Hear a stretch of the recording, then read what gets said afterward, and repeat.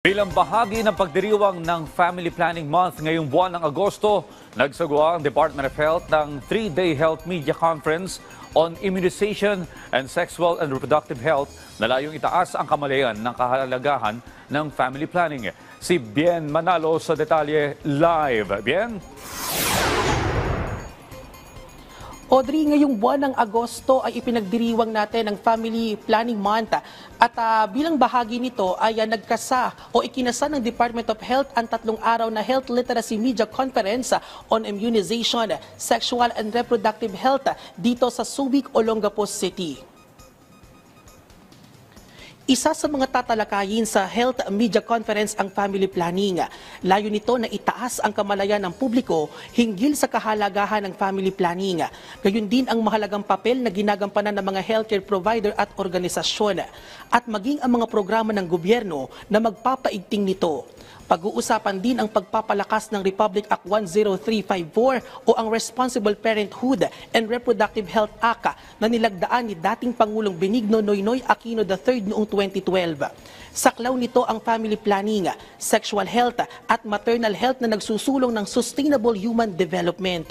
Sa ngayon ay may mahigit 115 milyon ang populasyon ng Pilipinas na bumubuo sa 1.42% ng kabuuang populasyon ng mundo na may higit 8.2 bilyon.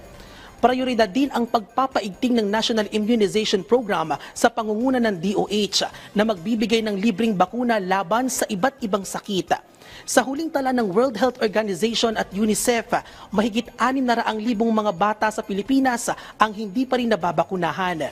Dahil dito, pinalalakas pa ng pamahalaan ang Mandatory Basic Immunization Act na magbibigay ng libreng bakuna sa lahat ng sanggol at mga bata edad hanggang 5 taong gulang sa lahat ng government hospital at health center sa bansa.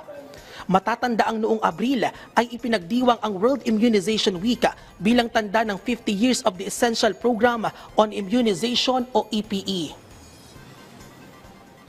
Audrey, tatalakayin din ang pagpapalakas ng kampanya laban sa HIV at AIDS.